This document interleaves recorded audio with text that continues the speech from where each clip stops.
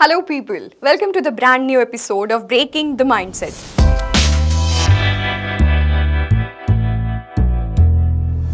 आज एपिसोड के शुरुआत में ही मैं आपको कुछ सीन्स दिखाना चाहती हूँ। वो है मेरा लक्ष्य।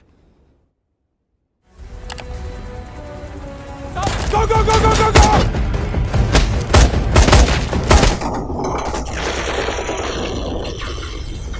कुछ समझ में आया? इसमें एक फैक्टर कॉमन है।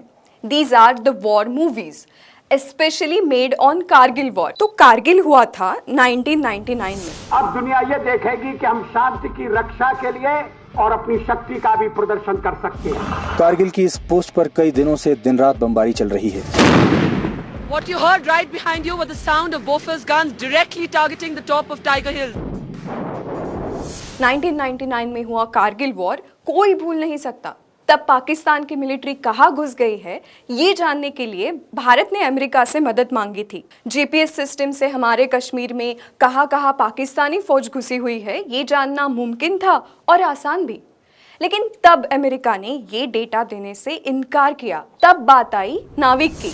Have you heard of Navik? ये आखिर ये नाविक क्या है? नाविक it's all about global navigation satellite system. क्या आपको पता है करंटली दुनिया में 4 ग्लोबल नेविगेशन सैटेलाइट सिस्टम हैं और 2 रीजनल सैटेलाइट सिस्टम्स है, जैसे कि GPS from USA, GLONASS from Russia, Galileo from European Union, BeiDou from China और QZSS from Japan, which is not exactly global but a regional navigation system. But what about India? क्योंकि अभी तो हम GPS ही use करते हैं जो कि USA का है। अभी आप सोचिए, अगर हम जीपीएस का यूज इतना करते हैं तो आर्म फोर्सेस या वॉर सिचुएशंस में जीपीएस का कितना इंपॉर्टेंस होगा।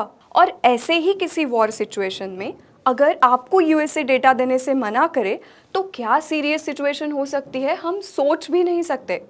कुछ ऐसा ही हुआ था 1999 के कारगिल वॉर में।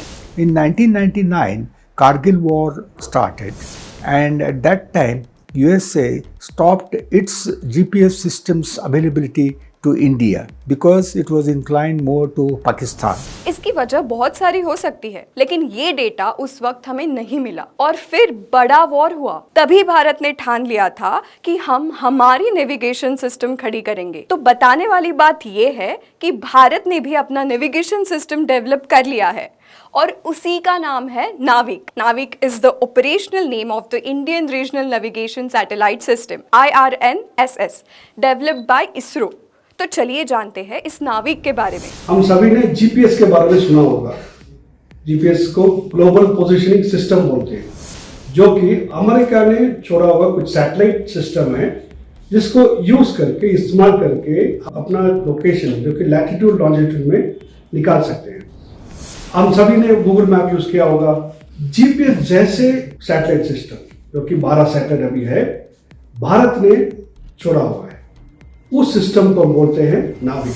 2006 में इसरो ने इस पे काम करना शुरू किया और आज ये भारत और आसपास के देश जैसे कि भूटान, बांग्लादेश, श्रीलंका में भी अवेलेबल है। वहाँ के cab drivers, food delivery partners, in fact arm forces नाविक का यूज कर सकते हैं। कहा जाता है इसकी एक्यूरेसी जीपीएस से भी बेहतर है। या यू हर्ड इट राइट। फिलहाल नाविक का यूज इंडिया में तो लिमिटेड है। इसका यूज देश में पब्लिक ट्रैफिक और वेदर फॉरकास्ट ट्रैकिंग में किया जा रहा है।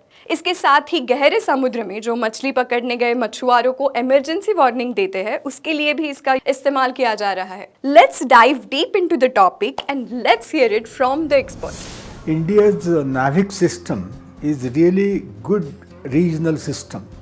However, presently there are some of the satellites which are in the non-functional condition, and that is why it is not in the full-fledged operational regime. However, ISRO is in the process of replacing these satellites, and eventually they will be replaced, and again it will start working in a full-fledged way.